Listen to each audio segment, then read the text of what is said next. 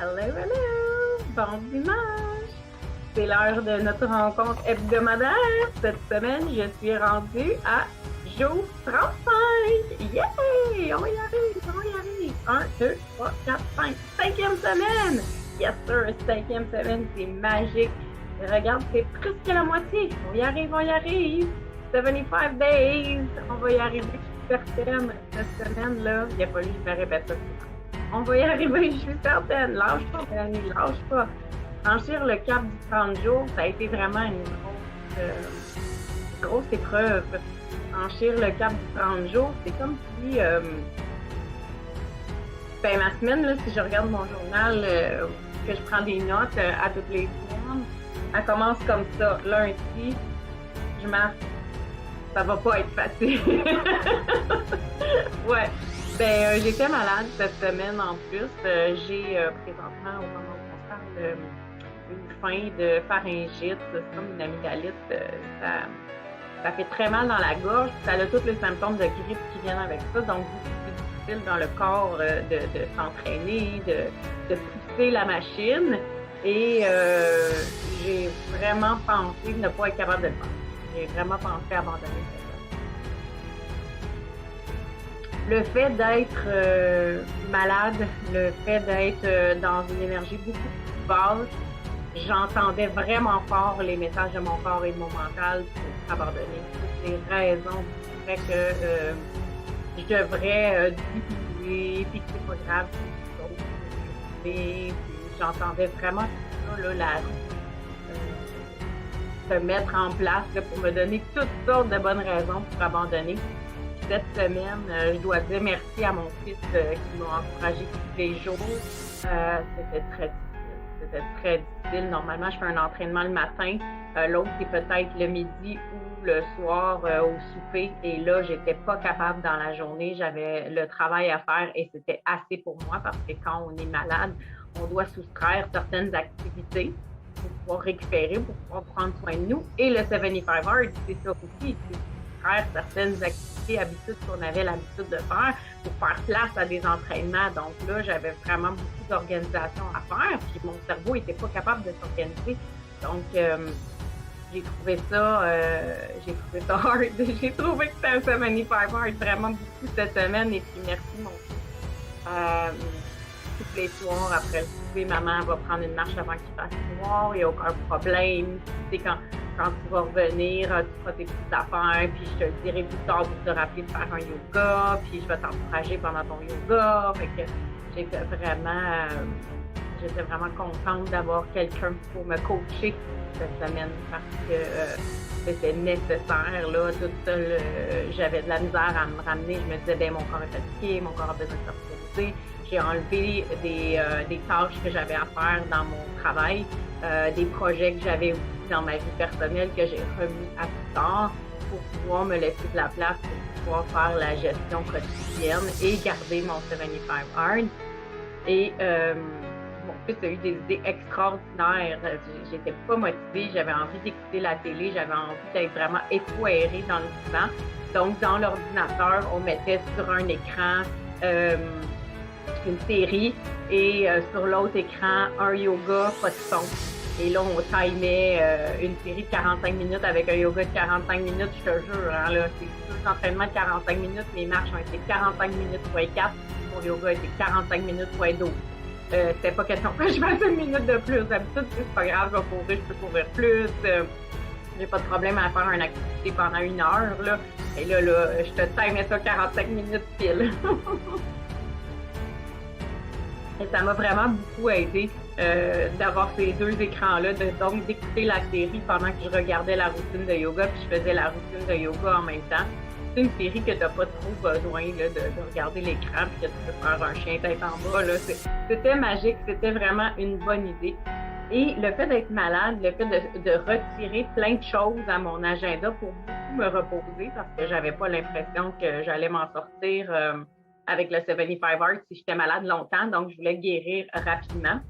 Ça m'a permis de me reposer, donc de prendre beaucoup de temps de repos. Puis quand on se repose, puis qu'on ne peut pas vraiment dormir, là, quand on prend du repos, je sais pas si c'est comme moi, Mais on a tendance à réfléchir beaucoup, à s'introspecter beaucoup. Et comme le 75 Hard, c'est un défi d'observation de comment parle le mental, ben je me suis dit, je vais en profiter pour faire des nettoyages aussi de la maladie. Moi, je crois beaucoup qu'il y a une partie métaphysique à la maladie. Donc, qu'est-ce que je pouvais sortir comme décodage par rapport à mes problèmes de gorge, qu'est-ce que c'était le moton qui passait pas, qu'est-ce que c'était les choses que j'avais envie de dire, que je n'étais pas capable de dire. Ça, c'est des choses que je fais dans ma pratique professionnelle. Donc, je me suis dit, je vais les appliquer à moi, tu sais. Et ça a été une semaine finalement hyper riche en introspection. Et je pense que cette semaine, ce que je vais faire, c'est ça. Je vais te lire un peu les phrases wow de mon journal. Donc, pour te résumer ma semaine, je pense que c'est ça qui va être le plus pertinent parce qu'il y a vraiment des belles choses qui sont sorties dans mes réflexions cette semaine. Donc, lundi, comme je te disais, ça va pas être facile. Je passais le cap du 30 jours, puis je me rendais compte que mon corps est habitué de faire des 30 jours. Je lui demande souvent de faire des défis 30 jours. Tu sais, moi, j'aime ça, ces programmes de nutrition 30 jours, des défis 30 jours. Je trouve qu'un 30 jours, ça se place bien dans l'horaire. Et là, de dépasser le cap du 30 jours cette semaine, on dirait que mon corps avait plus de jus. On dirait que mon corps est dit, ben là, on l'a fait notre 30 jours, la grande, là, arrête, là. Et là, je sentais que ça allait être ça, mon challenge de la semaine. Tu sais, que ça allait être vraiment...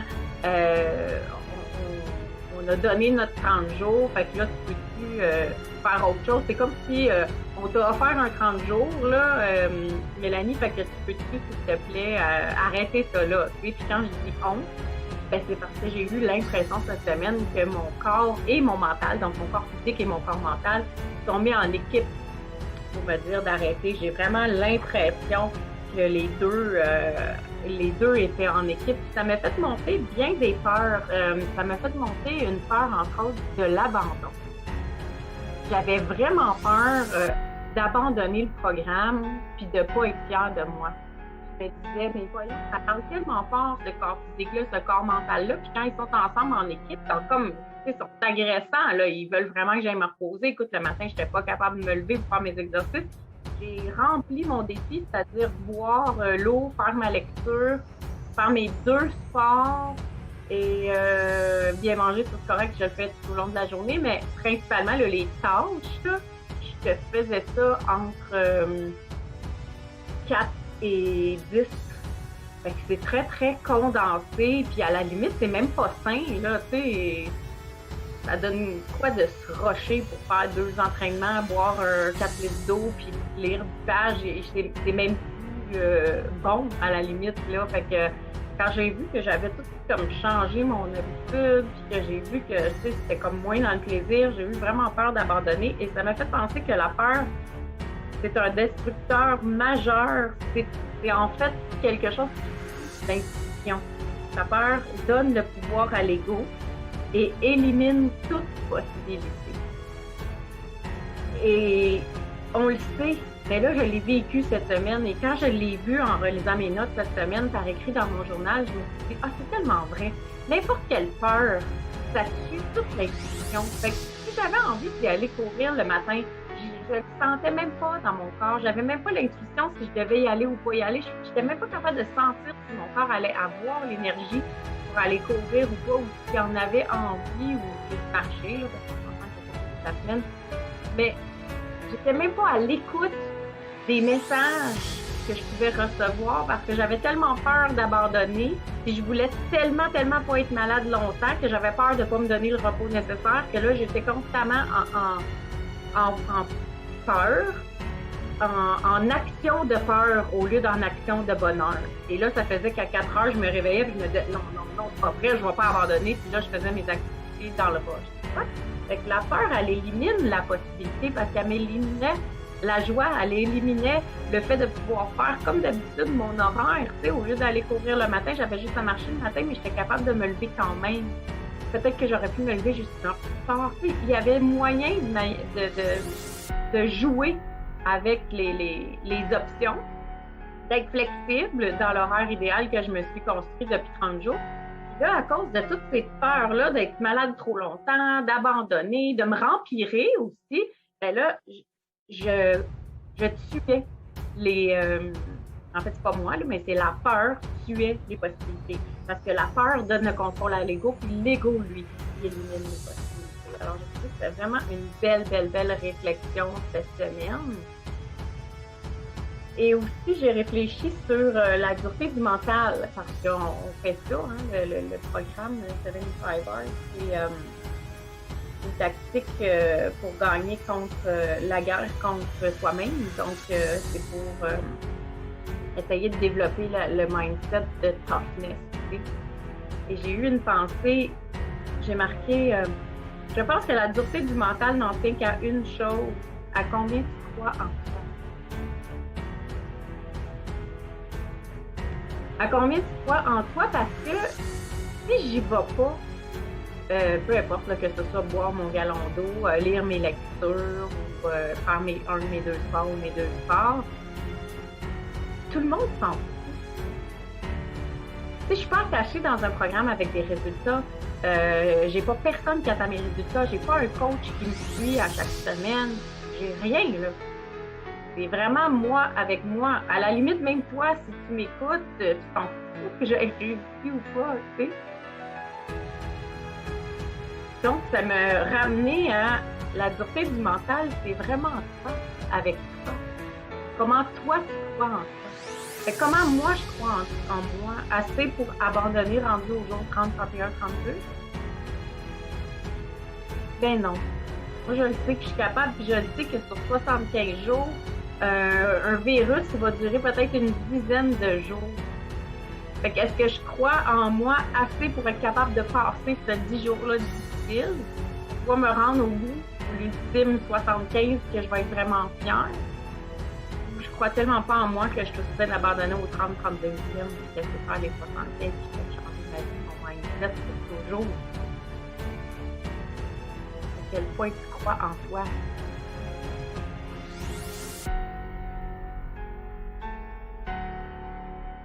Il me fait penser que dans le livre de Andy Frisella, il en parle.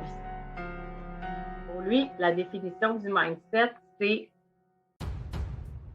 une des clés les plus importantes pour cultiver un mental de toughness, c'est d'intentionnellement te placer toi-même dans des zones inconfortables. Pour moi, hard égale happy. C'est écrit là. Hard égale happy. Et pourquoi te sortir tout le temps intentionnellement de ta zone de confort?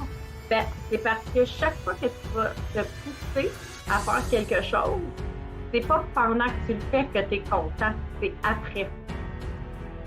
Alors, je sais pas si tu peux hard égale happy, c'est vraiment ça. Je sais pas si tu as déjà fait un demi-marathon, mais des fois pendant le demi-marathon, moi que j'ai fait, ou un marathon si tu en as fait, ou un Ironman, ou n'importe quel triathlon, là, des fois pendant l'activité physique, ou même si pour faire un 5 km c'est difficile, là, ça peut être ça, ça peut être une randonnée, ça peut être n'importe quoi qui t'est poussé, un travail que tu avais à faire. Imagine-toi en train de le faire, à quel point des fois tu n'as pas de plaisir. Moi, pendant un demi-marathon, là, il y a des moments, là, certains demi-marathons là, où est-ce que je souffre. J'ai pas de plaisir. Quand tu arrives vers la fin, là, puis que ta vessie est pleine, là, puis que ça fait 1h45 que tu cours, puis que tu bois de l'eau, puis que t'es pas tout à fait tout là tout le temps. T'as des ups, t'as des downs, tu travailles fort sur ton mental là, dans un marathon, un demi-marathon. Et puis là, t'as des moments où est-ce que tu te demandes qu'est-ce que tu fais là. Je me souviens de m'être dit, mais voyons donc, c'est quoi l'idée de discuter autant de ça dans la vie?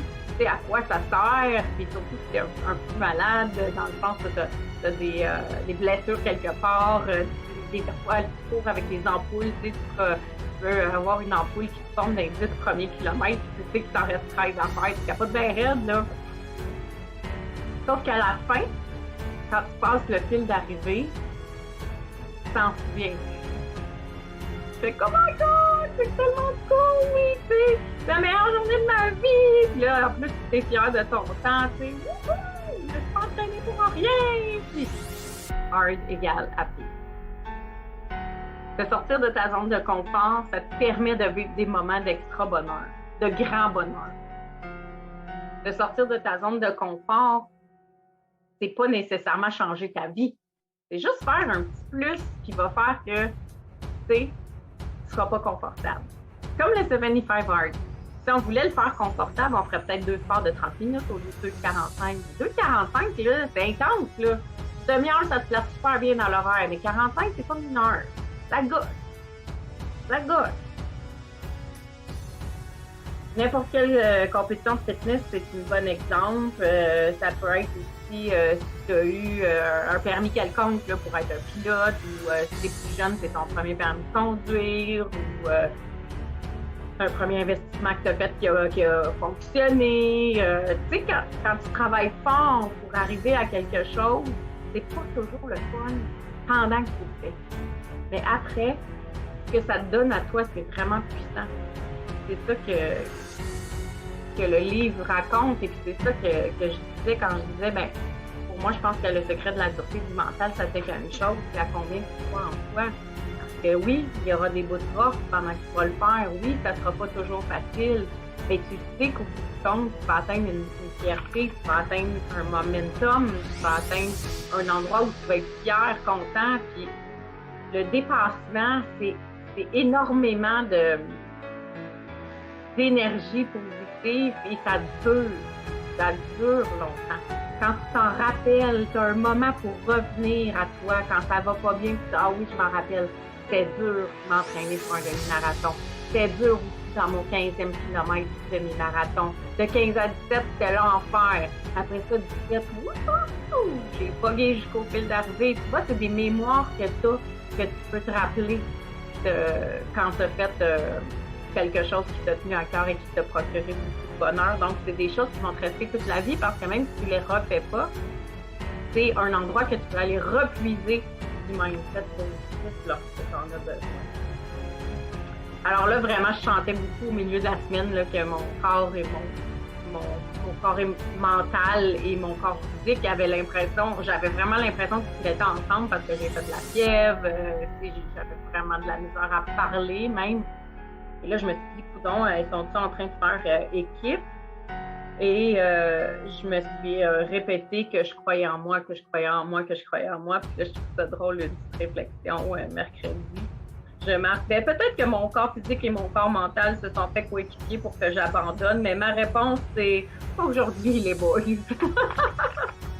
Alors, tu vois que même malade, tu sais, j'avais envie de continuer, j'avais envie de dépasser ces 30 jours-là, j'avais envie je sais pas pourquoi, mais j'étais convaincue que si je réussissais à finir cette semaine, c'est clair que je finirais.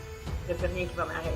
Le pire pour moi était fait si je réussissais cette semaine, qui était le cap du 30 jours, et en plus, une maladie qui me drainait beaucoup. Je pense que dans la vie, à chaque fois qu'on a un épisode qui est plus dur, on se doit d'atteindre ce plateau-là où est-ce qu'on est plus capable, où est-ce qu'on pense que c'est fini. Et ce petit moment-là, ça peut être 2 jours, 3 jours, une semaine, où est-ce qu'on se dit, OK, si je passe à travers ça, après ça, je suis bon pour toujours, c'est là que le mindset est important. C'est vraiment là qu'on va se dépasser. C'est vraiment là, dans cette période de doute-là, que tout va se créer. Et il y en a dans tout. Dès que tu as un choix à faire, dès que tu n'es pas bien, si tu dois laisser ton emploi, ou il y en a vraiment dans tout des moments de doute comme ça. Et c'est dans le moment où est-ce que tu dis, OK, ça passe ou ça casse, que c'est là que tu dois redoubler, te faire confiance, puis de ne pas oublier à quel point je me fais confiance et sortir de ma zone de confort va me faire ça.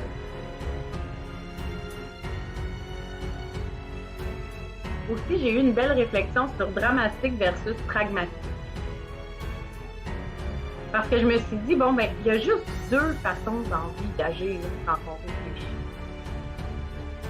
Il y en a plein, là, mais en gros, là, il y en a juste 2. Dramatique, pragmatique. Qu'est-ce que je veux faire?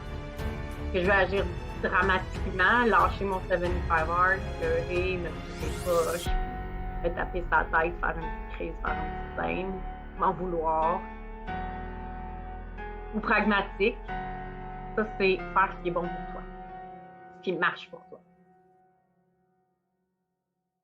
Je vulgarise, là, mais c'est comme ça qu'on va le prendre aujourd'hui. Okay?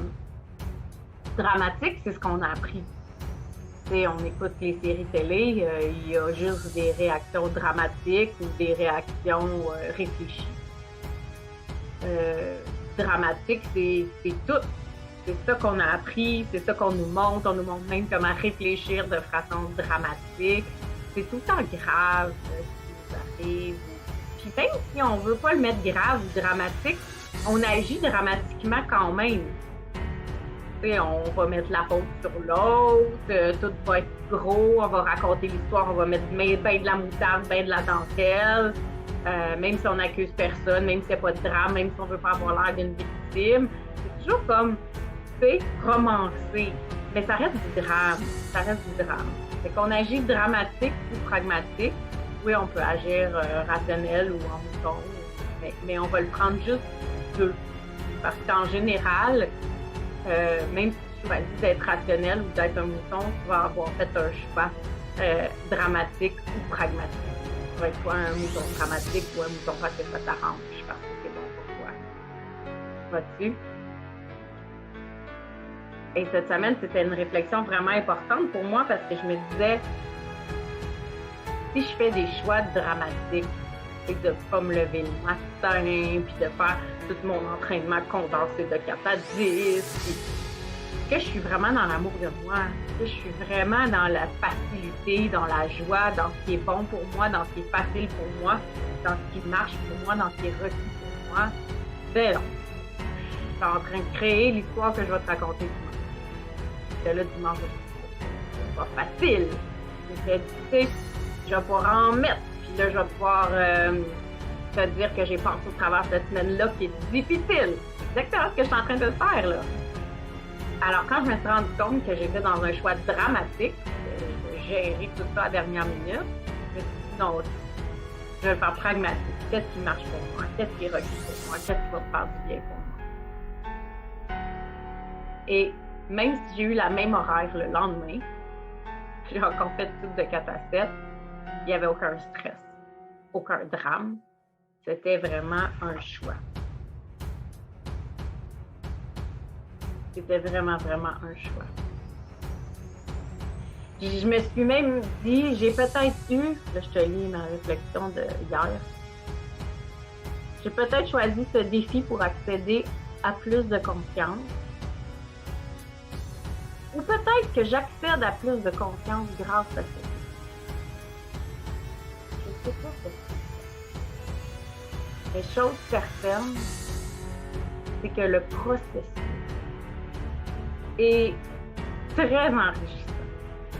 Je ne sais pas comment je vais me sentir à la fin. Je ne sais pas ce que je vais avoir réussi à la fin. Mais je sais que définitivement, je vais être ailleurs. Je vais être une autre personne. C'est clair. C'est juste 35 jours aujourd'hui. Et il y a tellement de choses qui ont changé. Il y a tellement de choses que je reconnais quand mon mental parle que maintenant, je suis capable de faire « C'est qui toi? C'est qui toi? Laisse faire. Lâche prise, je m'en occupe. »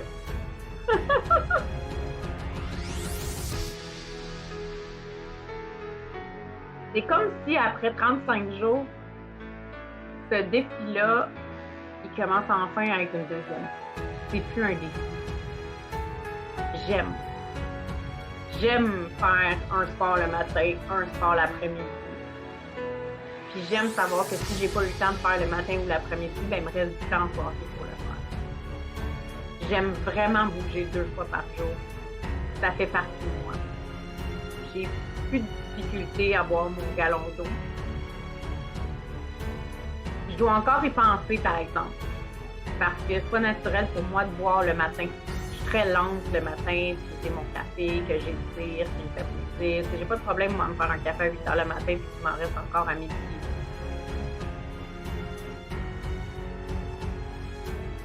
Je fais mon eau dans une coupe. C'est sexy. C'est quoi? Le vin, l'alcool, la bière me manque 0. Bon, mais je suis là. On verra au mois de juin. Mais non, ça me manque pas pour le moment. Même que j'aime mon petit drink, mon faux mimosa du dimanche matin. Jus de mangue, jus d'orange, eau pétillante à la pêche, extraordinaire, extraordinaire. C'est fou comment on est créatif dans la vie puis qu'on le sait pas tant qu'on n'expérimente pas. J'ai même pas l'impression de m'enlever des choses. La beauté de ça, c'est que cette semaine, j'ai été malade, mais j'avais l'appétit. J'ai mangé autant que d'habitude, même je pense plus. Et j'étais très, très triste le week-end dernier parce que côté poids, j'avais quand même pris poids. C'était très étrange parce que j'avais eu une semaine quand même hyper sportive la semaine passée. Et cette semaine, sans rien faire, sans forcer, juste à être dans la joie, la flexibilité. Et je te rappelle que j'ai fait un effort physique dur. Là. Tu sais, je me suis mis à des stretching et des marches. Je n'ai pas couru de la semaine. Ben, j'ai perdu.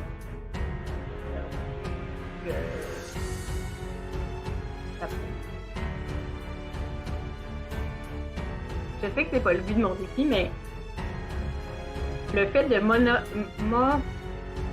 voyons, je veux dire, regarder là, sur la durée, le poids, tous les jours,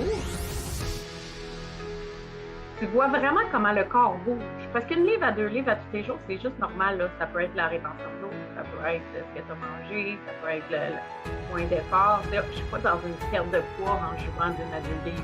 Je suis juste dans l'observation du corps. Et c'est magique. C'est magique de voir comment dans la 4e semaine, il y a eu, au début, là, il y a eu une stagnation du poids, comme un plateau. Après ça, j'ai repris un peu plus de poids. C'était le début. C'est pas là, j'ai pas eu le temps d'en faire assez pour te le dire. Et après ça, je commençais à perdre 1,34 tous les jours sans rien faire de différent.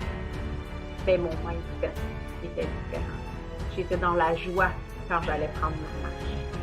J'étais dans la joie de laisser aller ce qui ne me convient plus, laisser aller ce qui n'appartient pas, laisser aller la pression de vouloir courir, performer, faire des abdos, faire de la boxe. J'étais vraiment dans le « je vais m'amuser cette semaine à travers ce défi-là et je ne veux pas abandonner pour moi, par amour pour moi. »